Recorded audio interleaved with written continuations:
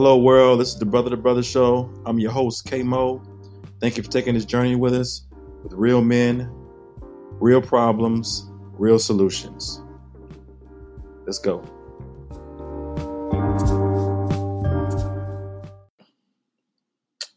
All right. Welcome back to the Brother to Brother Show. We have one of my dearest friends and mentors, Dr. G, is joining us today to talk about a really powerful subject.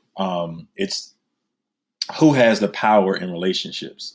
And so usually in my podcast, we try to take it from use the folks on the podcast to talk about their personal experiences first, and then kind of go into society and see what society looks at, and then try to drop some jewels with that. So the first thing I wanted to talk about, thank you, Dr. G, again for showing up today. I know it's some tough time for us right now, but we wanted to make sure that we got here, and we've been trying to link up for quite some time. But I appreciate you joining us today. So can you just tell the listeners hello?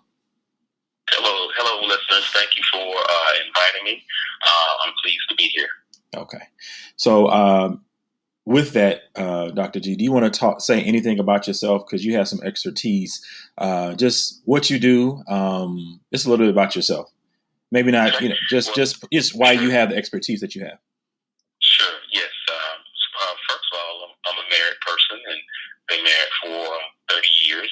I also teach at Southeastern University in the U.S., and I've been teaching for many years, and my area of expertise is family science and relationships as well. I think I can talk about this topic pretty well. Thank you for giving us that information. As you know, I'm K-Mo. I love what I do. Really try to find some deep and interesting topics to bring our listeners so we can have really good discussion, powerful discussion, so that we can go back into our lives and be able to change the world. So today, again, our topic is who has the power in relationships. So the first question I want to pose is, in your own personal relationship, you say you've been married for 30 years. Mm-hmm. Can you talk about the dynamic that you've had in your relationships that identify who has the power? Because I know that you have small children, been married for quite some time. So who do you feel over the years has gained the power in your relationship? Well, I think that power is one of those dynamics that can go back and forth and change over time. Right. And I also want the listeners to know that each person possesses different types of power. Mm-hmm. And so just let me kind of start off by saying that a person can have individual power, either through their personality dynamics, or they can have resource power in terms of who they are, their status, and they can have a combination of those things. So we do know from research that generally with couples, if both parties work and contribute to the household, that they both have power. Yeah. And they negotiate on a regular basis, who's in charge of what, or what kind of division of labor they can agree upon. But for the most part, we also find that people who do not work in a household or in a relationship, they tend to have a little less power. However, if the person with the power concedes to the other individual because of personal power, because of sexual power, or other types of elements, it could appear to be a little lopsided. Mm-hmm. So you have to be very, very careful about what it is that we're looking at. But power is really the ability to control someone else's behavior even against their own will. So I would say that we all have some power. Now, how we use it can determine the dynamics of the relationship. So in terms of my own relationship, we've kind of decided, we recognize that we both have power in the relationship, but we've decided who's going to be in charge of what types of things in our relationship and in our marriage, particularly when it comes to children, when it comes to school, right. Buying and purchasing and things of that nature, because oftentimes money causes problems in relationships. We know infidelity can cause problems in relationships. And we know that how to raise and rear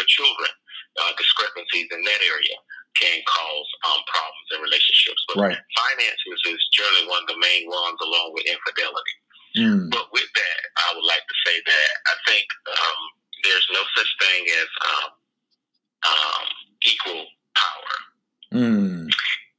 I do believe that we all would like to believe that everybody has and shares equal power, and that's just not true. I think people negotiate about who has what power under what circumstances and when, and if that negotiation is agreeable and satisfactory to that couple, then it can be considered equal. Okay. But for you and I looking at their relationship and trying to make judgments about the balance of that relationship, we can sometimes be off because we don't know how they've negotiated that relationship. Right. And I hope that kind of sets a foundation for the rest of the conversation, because we talk about equality in relationships all the time, right. And I just don't think that relationships are 100% equal. Okay. Okay. So what does that look like? Well, give me this, because as I'm listening to you, and we've talked about this offline a couple of times, but what does that look like? What's the difference between power and control? Well, yes, that's a good point. Well, those are two basic elements in any relationship. Those are fundamental things that we have to be careful about. It's one thing to have power over someone, and a person is okay with that. Right. It's another thing to try to have control over someone's daily events, what they say, what they do, who they're with. That can cause a lot of stress in a relationship. It can cause a lot of resentment and distance in a relationship. So it's one thing to be able to control someone else's behavior against their own will. It's another thing to try to control their movements, the people that they hang around, the people that they talk to, what time they come home. It can be overwhelming and suffocating, and that can really, really destroy a relationship. So, but those two dimensions are always evident in a relationship. It really just depends on how that relationship and that behavior is being perceived by the parties in that relationship. So I think that's the key thing that we have to keep in mind. And for those persons in a relationship, male or female, who are interested in having power and control over all the moves and movements of their mate, right, that relationship is generally doomed to fail at some point. Yeah, one of the things that I've heard you say through your explanation of that is basically what I'm gathering is that control and power are different in the sense of you can control. Power is a negotiation. Power is compromise. Power is something that both parties say this is what it's going to look like. Because you can be in control of something in the relationship and it can be agreed upon. The question is your control, is the focus of your control to manipulate the person? Right. And that really can be dangerous. So, and a lot of these desires to control people in relationships and manipulate have a lot to do with insecurities of one of the persons in the relationship or both. Because you got one person who may be controlling or manipulating, and you have this other person who may be allowing it because they may not realize that they're actually allowing someone to control them, because they may perceive that control as love. They can perceive that control that person is attentive to them, and they might in fact like the fact that someone for once in their life is interested in them enough to be concerned about them in that way, not knowing that that's just that person's way of maintaining control of you, and it only gets worse. So I think it's very complex. Certainly on this podcast we can talk in generalities, but this is a very complex dance that I think people enter into in relationships, and you do have to be very mindful of your own needs. You have to be mindful of your own issues, and really your own, historical family issues that have been unresolved, and what it in fact is that you're looking for in a relationship, and how do you want to be treated and dealt with. I think those are all questions that people have to ask themselves before getting in a relationship, and then they find themselves stuck with someone, and they didn't think that was the way the person was. Now, let me ask you a question. Let's go a little bit more personal again. I'll speak briefly about how I feel about it and the power. Sure. Since I'm single and I date, but I still think I have a lot of experience just by listening and having mentors like yourself and other people to have around, so that I can really educate myself on not making some of those really human mistakes. I think they're human because a lot of times you're just put in a situation, you don't think about all these things, and people don't have the answers, and maybe they're growing as well, so they can't educate you. So I want to add, I'll say from my perspective of it, like I feel like after listening to you, I always feel like I never want somebody to obey me. I want somebody to listen to me. Right? And so with that, I don't want, and that's a quote from one of my favorite comedians, Mr. Kirkland. I'll leave it at that. And he always talks about that. And it sounds very simple, but I don't think a lot of people know how to do it. So even with, I'm looking at like listening to someone, I've had to kind of like train myself to listen a lot of the times. But being alone for a long period of time and educating myself on different things and having a lot of experiences, I have to sit back myself and try to listen. And I think that me listening provides the other person with power because I'm listening to them. Yes. Yeah, I think relationships, you do have to listen. You do have to sometimes ask questions. And you have to be aware as you are in the relationship, certain triggers for people in the relationship that might, conjure up some bad thoughts or memories, and being sensitive to that when you're with someone, because you really don't know. Right. And sometimes people themselves they don't know what might trigger them until it happens. Right. Yeah. Okay. It could be the tone that you're using. It could be the fact that you may not be interested in the things that they're interested in, or it could be just that one day that you decided that you were going to not do something that you normally do, and the person may, depending on their situation, they may say, well, what's going on? And they start assuming things are going on, particularly if they've had people leave them in relationships before, and they not kind of have an idea of what was going on. They were left out in the cold. So I think, while communication is not the only thing, communication is one of the main things. And keep in mind that we also communicate things that we don't say. Right. Okay. So it's not always what you say that's bad. It's sometimes the things we are not saying, and it's the things that we're doing. So it's one thing to say something. It's another thing to demonstrate it. And when those things don't match up, it creates tension and suspicion in relationships. Right.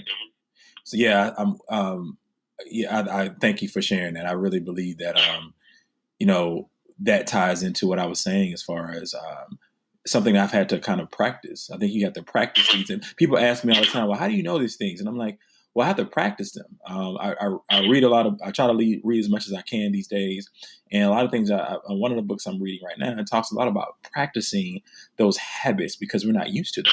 And I think it's almost like an adolescent mindset that you have to go back to, because as grown people, we think that we know, but even as we grow, because we all think of ourselves as not, growing, but like really looking back on some of the small things that we have to kind of make habits so that we can be be better people. And part of that has to do with what you're saying. As simple as when you're having a conversation and you're interrupting the other person that's speaking, or you appear to not be listening or being attentive. All these kinds of things can send a message over time to a personal relationship that you're not interested, they're not valued, what they're saying is not important. And that causes those underlying stressors in the relationship and tensions. And so then when you have a major issue come up, it's a big blow up. And you're like, what happened? So it's just, you just have to be very mindful of how you are communicating and what you are communicating to a person. The other thing, too, is not everybody's in the same place when it comes to sharing and communicating and feeling safe and doing that. So that goes back to people's past and some of their limitations and some of their fears. And while people like that, a lot of people like the idea of being in a relationship because that's what everybody seems to be doing, right? Right. They're not realizing that relationships require you to invest. Mm-hmm. And it also requires you to divest. I want you to say that one more time. That was really powerful. Relationships require you to invest and divest. And what I mean, when you invest in a relationship, you're adding something, but you're also giving something up. And the question is, what are you willing to give up when you get into a relationship? Mm-hmm. Yeah. And that's not, and I'm not implying that you have to lose yourself, but this has to be a shared kind of thing, where you're not just thinking about yourself anymore. You're not just thinking about the fact that you like watching football on Sunday, right? That's true. Yeah. And this person, when you first started dating, you do a lot of things when you first start dating that you don't do once you're in a relationship, and that relationship is considered secured, depending on whose idea of the relationship is secured. But generally, people do things in that courting phase that they cannot continue or choose not to continue until they get the person where they want them to be. And I know that sounds kind of strange to say, but that's really the reality. A lot of folks aren't really who they are when they're courting. That's just a strategy. That's the initial strategy. Okay, you said a lot right there. just in those two sentences, you said a lot. Because I reflect on my relationships in the past and friends that I know, like that is so true. I mean, yeah, and though consistent throughout their relationship from how they first started. Right, that's very rare. So let's go on the path of the situation we're going, like just in society now. The example you gave with watching football on Sundays, right? And so the woman or man, let's say the guy watches the football all the time. If the feeling is mutual initially in the courting phase, you like the person likes you. Right. They find out that you like football, because these are the kind of small kind of conversations that people have. What do you like to do in your spare time? Yes. Where do you work? Questions about your family, things that you like, things that, they start learning what you like to eat. They start learning where you like to go. They start learning a little bit about your family. They start learning where you live. They start learning about the things that you value. And so what people generally do to show you that they're interested in you, or to show you that they would like to have a relationship with you based on what they're seeing so far, is then they'll start saying, hey, well, we can watch the football game on Sunday, even though they may not be football enthusiasts. Right. They may know that you are. And so in order to spend time with you, because people like to spend time initially in relationships, both men and women. Correct. And depending on their level of security or insecurity, some may want to spend more time. Yes. And so when this starts to happen, the person fools the other person into thinking that they really like football until they're secured in the relationship. And then that person that used to watch football with you and wanted to get with you to watch football on Sundays, now they're complaining that why are you watching football? Right. So that's all that you want to do. What about us? Right. So let me ask you a question about that, right? To me, that scenario is control. Yeah, okay, it could possibly be perceived as. That's what I look at it as control. But let's look at what the first initial intent was. The initial intent in the courting phase, in the getting together phase, in the I like you phase, or I'm interested in you phase, whatever phase you want to call it, I think you got the idea. People have a tendency to do things that they normally do not do, or would not continue to do. And that same thing that you started out doing that y'all enjoy very much so, later in the relationship, if it becomes unhealthy, will be a problem. Let me give you another example. Let's say that when you first met the special person, or the special person first met you, that either of you had a good friend that was always hanging around. Initially, that might be fun. Right. That might be interesting. But at some point, one of you or both of you are going to say, why why when we get together, does that person always have to be with us? Right. Why can't we just have some alone time? Mm-hmm. But initially, it was fine. It was nice. It was exciting. It was fun. Mm. Because our priorities change. Mm-hmm. And we want to consume the person more. We want to consume their time more. We want to consume their interest more.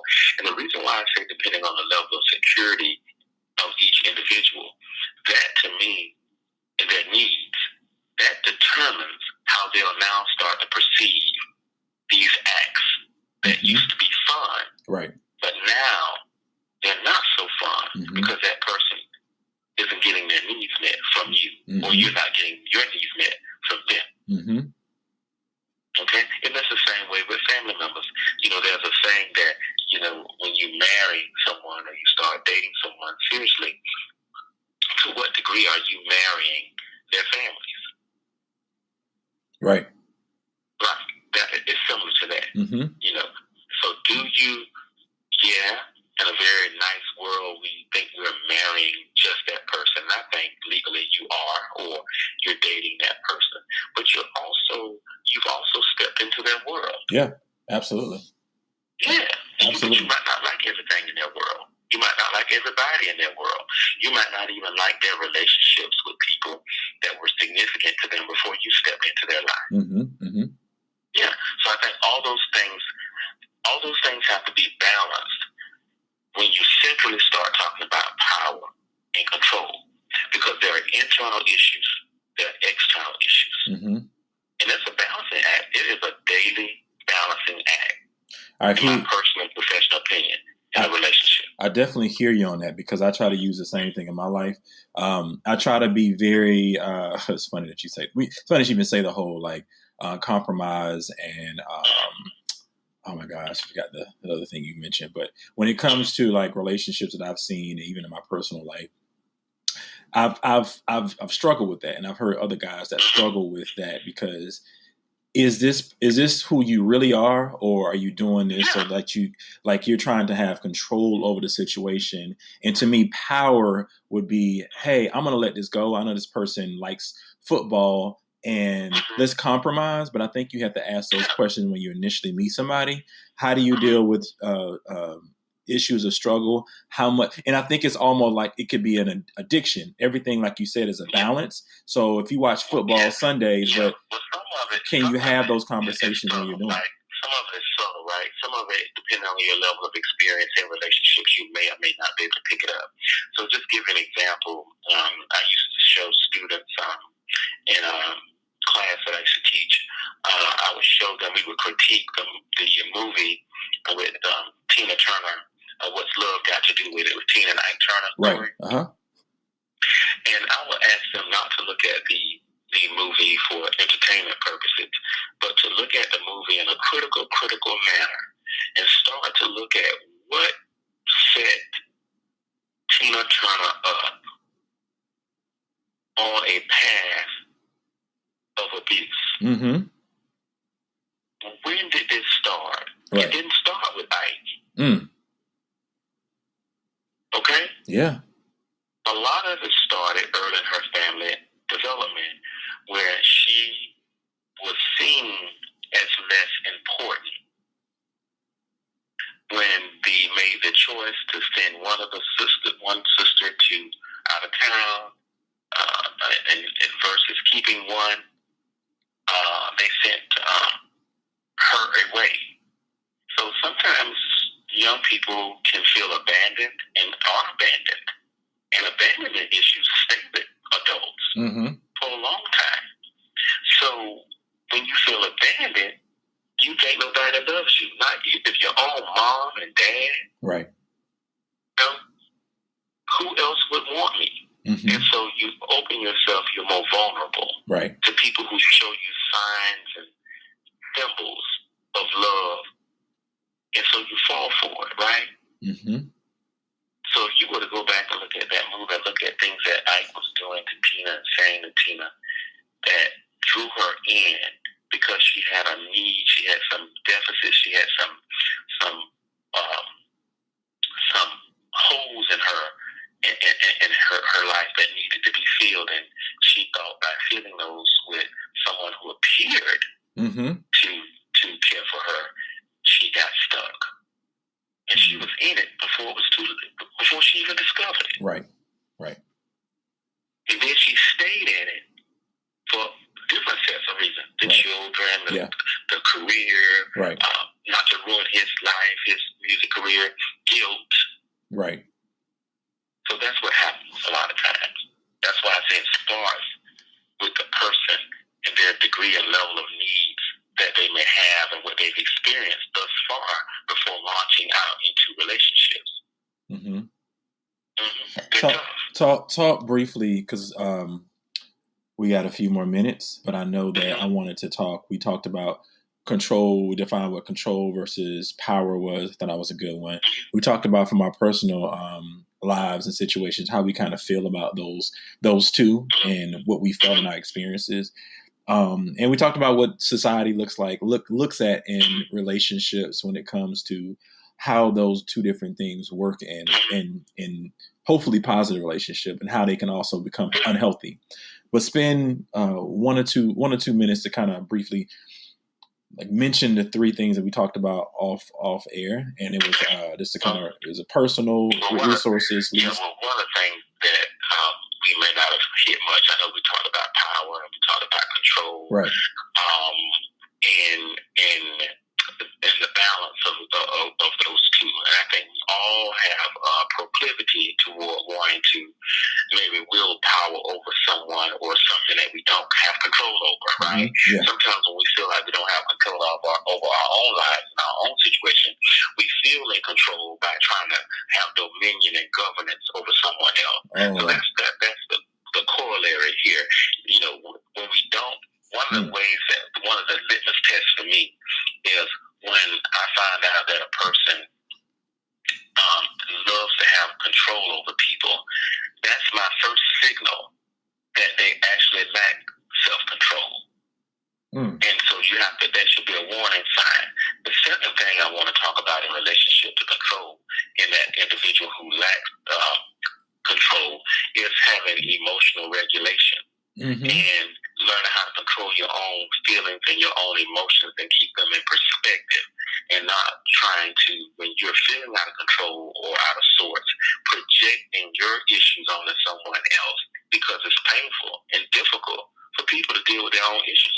Some people aren't equipped to deal with their own issues, so they spend their lifetime pushing them and projecting them onto other people. And so you have to make sure, if you're that person in that relationship and you feel that this is happening to you, those are some early warning signs that the person that you're with may lack self-control and may lack emotional control. And that may be an early time to get out of that relationship before you get in too deep.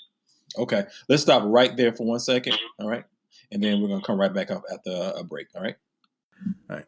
We're back to the Brother to Brother show, and I have Dr. G here, and we're going to finish our conversation around who has the power in relationships. And he was just talking about basically having understanding about yourself. And I want you to continue to talk about some of those things, as well as how you've dealt with those things. I know you've been married for quite some time, but as you can finish talking about, how important it is for someone to have, this self-reflection. I'm happy to answer that question. Okay. Well, the first thing I do, and I've always done, there's a lot of introspection. I ask myself the question, why is this upsetting you? What is it that you need to do? What is it that you need to say? Right. And how much do you value this relationship? Because once you open up your mouth and you say something that may sound in your head like it's the best thing to say at this moment to that other person, right, it could really destroy the integrity of your relationship. So what's the first thing? Say that again. Say those 3 things again. What do you ask yourself? I ask myself, if how important is it for me to get my point across?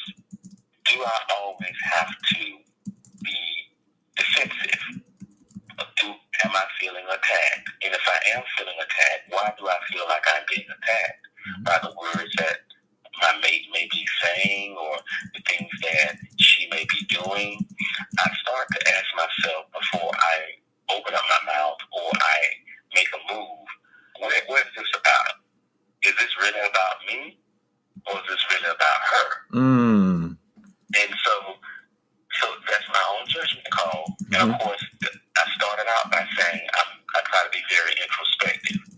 So I'm always searching inside of myself about my feelings and my emotions and what is the best thing to do in a moment like this.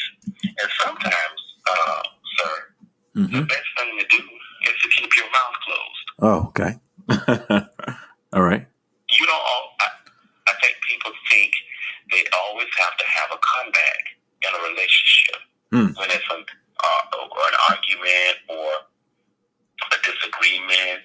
And one of the things that you can do to serve you better in your relationship, I'm not suggesting that people take abuse. Okay. That's why I want to qualify that first. Right. But a lot of times you don't have to say anything. People cannot argue by themselves. So if you're an argumentative type of person, if you're the type of person you always have to have the last word, if you're the type of person that is easily offended, then you're going to probably have some problems. Because you're not going to be able to keep your mouth closed. And sometimes that our tongue and what rolls off our tongue starts in our mind. And whatever in you comes out of you, whether it's in a relationship or not. And so you don't always have to comment on everything. A person can just be having a bad day, and you just the person there that they're around the most, and more than likely people generally take things out on the person that's closest to them. Now, it's different if this is an ongoing thing and this is abusive. Right. And that's also, now if that's the case, then you probably had signs of that a long time ago and ignored it. Right. But I'm talking about the run-of-the-mill relationship, everyday kinds of ups and downs of a relationship. Don't require input all the time. Right. Right. And in order for you to know that, you really have to check yourself. You have to check where you are. You know, you have to self-monitor, I think. What I wanted to add to that is I agree with you.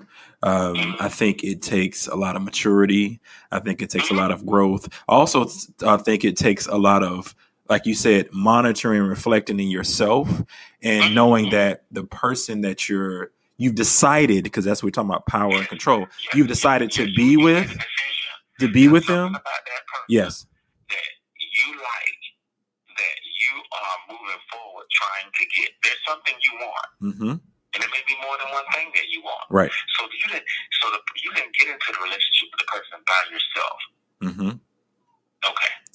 You've made a conscious decision to say, I want to be with this person. And in that case, you told that person that or not, right. Or you are showing that person that, and they have kind of concluded, since we're spending all this time together, we're going to the movies, we eating dinner together, I'm staying at his house, and you staying at her, whatever y'all are doing, are all symbols and signs that you want to spend more time together. There's a potential that you may become an item.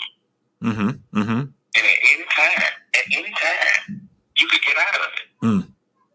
But what does that require of you? That require you to be honest. That require courage, and that will require that you discuss that and be open in the beginning. Right. Most people don't do that in Absolutely. relationships in the beginning. Absolutely. And if one person starts demanding more of another person, that person starts to feel crowded or smothered, and then they start like not taking calls or not calling them or not wanting to spend time together. Then that leaves the other person figure out, well, what's going on? You don't call me no more like you used to. Isn't that what happens? Yeah, that's true. So they notice the change, and they try to figure out what this is about based on their perception of the world and their perception of relationships, not on what is real, but on their previous experience. Right. If they've had limited experience with relationships, they have limited knowledge about what might be happening. Right. If they have lots of experience with relationships, they may be more on head with what might be going on, and they may be more specific with you about your behavior. Right. Because they've been in a variety of relationships, right? Right. They could still be wrong, but at least they have a little bit more experience. Right. Yeah. But to get to that point, like what my point was saying was, as far as like getting to that point as a mature adult and understanding how life really and relationships really work. Once you get to that point, because you said something earlier, once you get to the point of understanding who you are and knowing to get, then when you're saying, because I wanted the listeners to know about abuse, Doc, I know I understand what you're saying about, Doc, not saying that, folks are receiving abuse, but having, and I've said this in my personal life, and I've said it, I think on previous podcasts, is making sure you have grace for people. And so that grace looks like, from what you described earlier, is, hey, is this me, or is this somebody having a bad day, and allowing them to have grace for this one period of time? Is this an ongoing issue for the person right. in their lives? And how are you playing into this? Mm-hmm. Are you dealing with a especially vulnerable person, a person that has had some trauma? Okay? Yeah. So in that courting phase, where you're trying to kind of get to know each other, remember I said people are presenting themselves a certain way that might not be totally who they are. Right. And I'm not saying that they're being fake, and I'm not saying that they're being phony. I'm not suggesting that. I'm saying that you're not going to get all of them right then, because they're trying to be strategic while you're trying to be strategic. Right. They're trying to figure out, should I call him, or should I wait for him to call me? Am I calling too much? And then when you have friends in the background trying to help dictate the relationship, because people share what their experiences are, right. and people have a lot of feedback to give their friends, right? Yeah.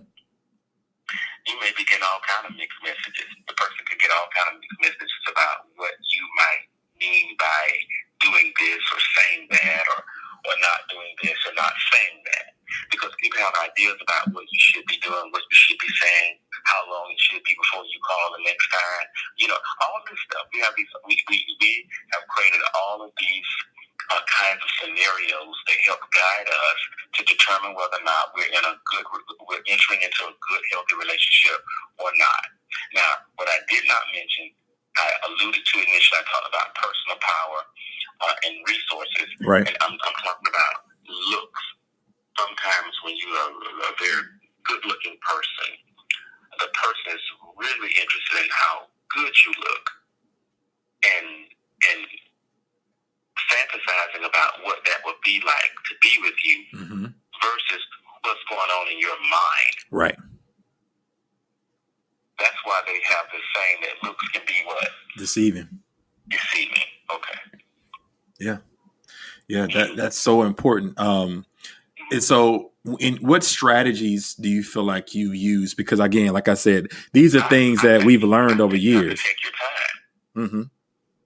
I think you have to take your time in a relationship and stop being desperate. I think people shouldn't be so desperate too. I know we're social beings, but I don't think people should be so desperate to get hitched. And there's this saying that you should be friends first, right? So being a friend, you can share time with people, you can share good situations with folks, but I don't think you have to get serious right away so quickly. Especially when you're coming out of bad relationships and you've had some trauma. All you're doing is taking it into the next relationship because you've not resolved your own issues. Right. And I think on some level, people should have someone that they can talk to. It could be professional, and it could be a friend, but that friend needs to be someone who's open-minded, who's not willing to and not afraid to ask you the friend some critical questions, and not just go along with them, everything that they say. Right. And their synopsis of the relationship. They should ask them some very probing questions and about their intent. What do you want from this person? Why are you interested in this person? How is this person different from the last person you dated? Right. Are you confused? Yeah. Do you just think you need to be with somebody? I mean, there are people who like the idea of being in a relationship. Yeah. I agree. Okay? I mean, people are lonely. Yeah. Seriously.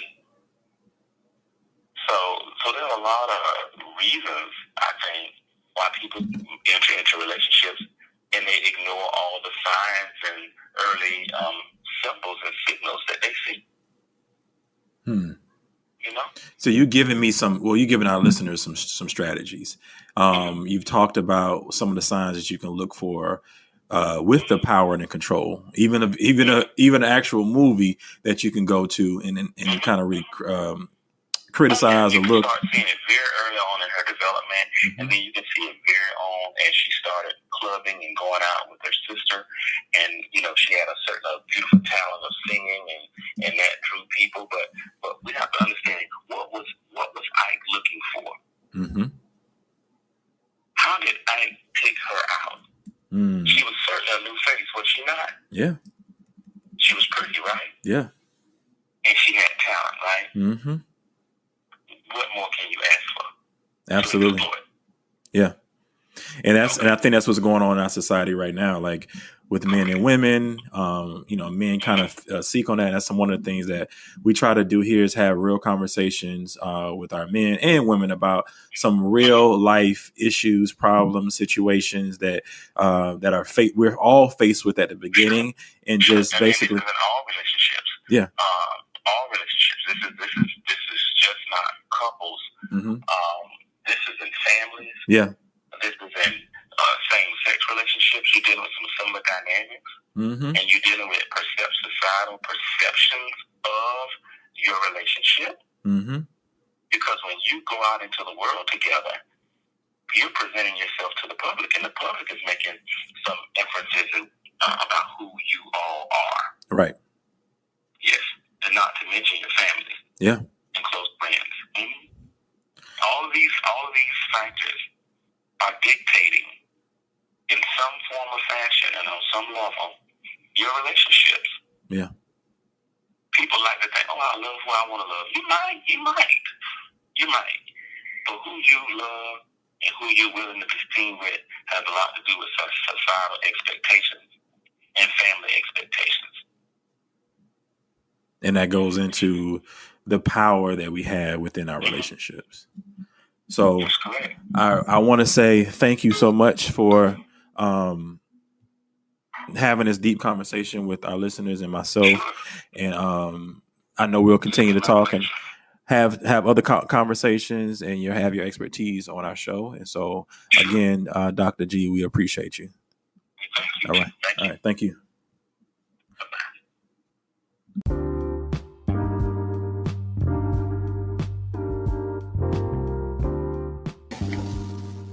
Please know we love you. Work with us, be with us, and know we're coming from the heart. This is the Brother to Brother Show.